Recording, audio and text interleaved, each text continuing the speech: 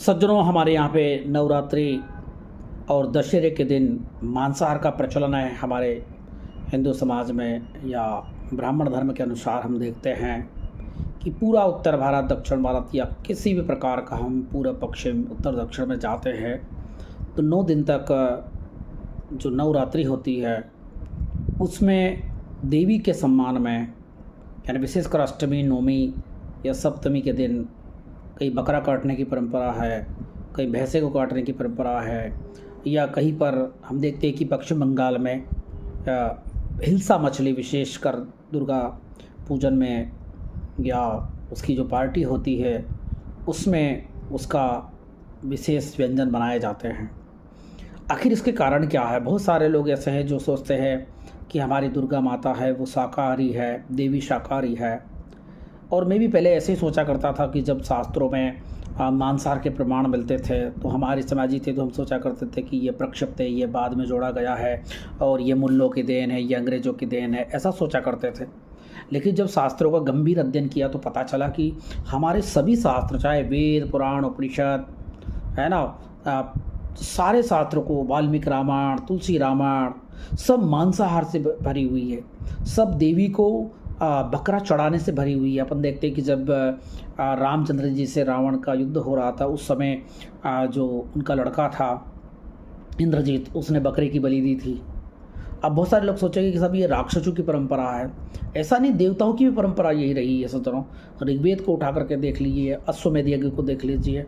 अभी यति नरसिम्हानंद जी का एक बयान आया था, उसमें उन्होंने कहा कि भाई हमारा सारे शास्त्र ही बलि प्रथा से भरे हुए हैं, इसलिए हिंदुओं को बकरा काटना चाहिए और भी काटने पीटने की परंपरा वापस चालू करना चाहिए ताकि हिंदुओं का पौरुष ख़त्म ना हो जाए। ऐसी बात उन्होंने कही थी। सज्जनों, वास्तव में पशु बलि हमारे शास्त्रों में एक सच्चाई है और हमें उसे स्वीकार करना चाहिए। जो चाहे मनुस्मृति को हम पढ़ते हैं या और भी शास्त्र पढ़ते हैं तो सभी जगह मांसाहार का, बलि प्रथा का उल्लेख किया गया है। अब समस्या क्या हुई कि हमारे यहाँ उत्तर भारत में, विशेषकर मध्य प्रदेश, राजस्थान, गुजरात और ये उत्तर प्रदेश, पंजाब, हरियाणा का जो बेल्ट है, इस बेल्ट में सबसे ज़्यादा शाकाहारी लोग या बुद्ध, फुले शाह अम्बेडकर, पेरियार का, या अपन देखते हैं कि संत आंदोलन का यहाँ पर बड़ा प्रभाव पड़ा, जैनियों और बौद्धों का। उसकी वजह से हमारे लोग शाकाहारी हो गए। वैसे 50% शाकाहारी है, 50% मांसाहारी। ऐसी बात नहीं कि शाकाहारी ज़्यादा है और मांसाहारी कम है। हम देखते हैं कि अभी अनिरुद्धाचार्य जी के कई प्रवचन सुनने को आते हैं तो वहाँ पर महिलाएं खड़ी हो जाती, पुरुष लोग खड़े हो जाते हैं कि साहब हमारे यहाँ तो बिहार में, झारखंड में ऐसा पंडित ही नहीं मिलता जो बकरा नहीं खाता हो। हर एक पंडित बकरा खाते हैं।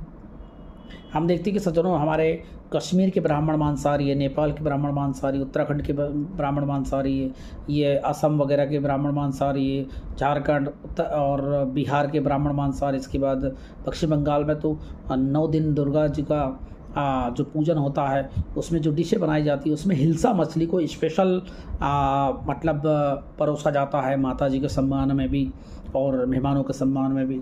और हिल्सा मछली की अभी देखिए पाकिस्तान, बांग्लादेश के जो सरकार है उन्होंने भारत को सबक सिखाने के लिए कहा था कि हम मछली नहीं भेजेंगे, हिल्सा मछली, तुम कैसे दुर्गा पूजा कर लोगे, क्या ना, थोड़े अकड़ दिखा रहे थे वो। तो सज्जनों, करोड़ों टन मछलियाँ हमारे यहाँ पे दुर्गा पूजन के लिए बांग्लादेश से मंगाई जाती है। तो हमारा धर्म मांसाहारियों का धर्म है। हमारा जो ब्राह्मण धर्म है, वैदिक धर्म है, सनातन धर्म है या हिंदू धर्म है, वो शाकाहारी आंदोलन का शिकार हो चुका है। वास्तव में हमारा जो मूल धर्म है, मूल संस्कृति है, वो मांसाहारी है।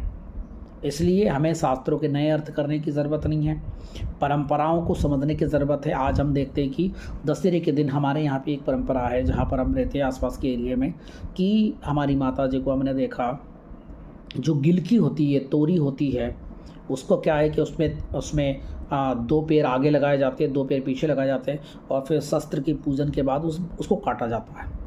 अभी मैं अनिरुद्धाचार्य जी को सुन रहा था तो वो बता रहे थे कि हमारे यहाँ पे जो नारियल की बलि दी जाती है और कद्दू की बलि दी जाती है। अरे ये नारियल और कद्दू की बलि इसलिए दी जाती है कि पहले असली बकरे की बलि दी जाती थी और शास्त्र में उल्लेख था।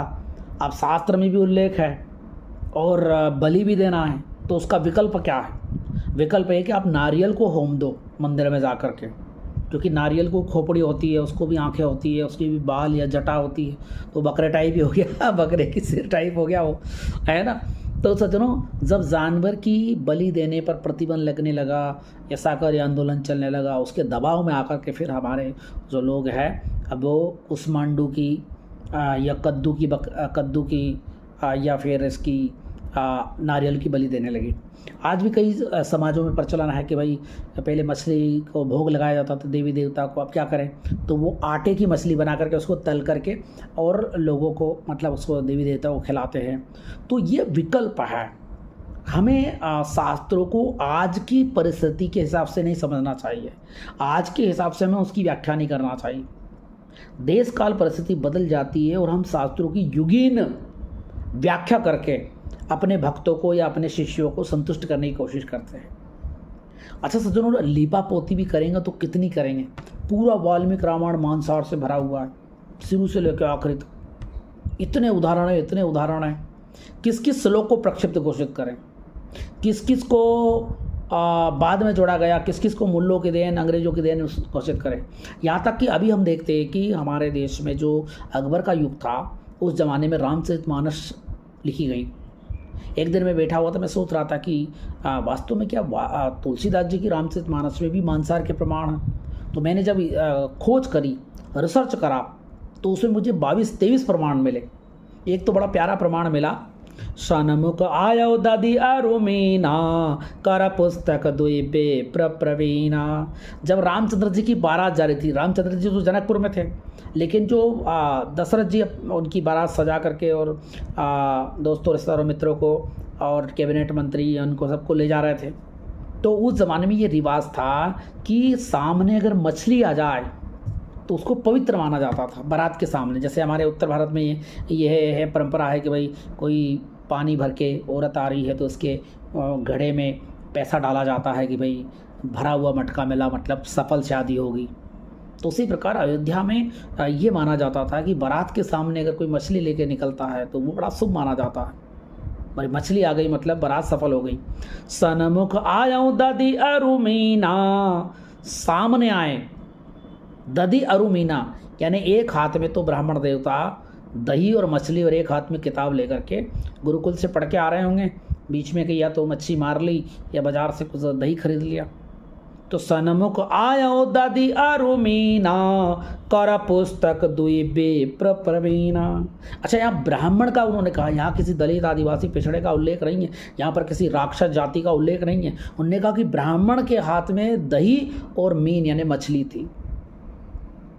तो हमारा जो परंपरा है, हमारे जो शास्त्र है, वो मांसाहार से भरे हुए हैं। रामचंद्र जी के बचपन का वर्णन करते हुए मजला साहिब गीता प्रेस गोरखपुर में रामचरितमानस में तुलसीदास जी महाराज 164 पृष्ठ पर लिखते हैं कि बंधु सका संग ले ही बोलाई, बन मृग ज्ञानित खैलई जाई।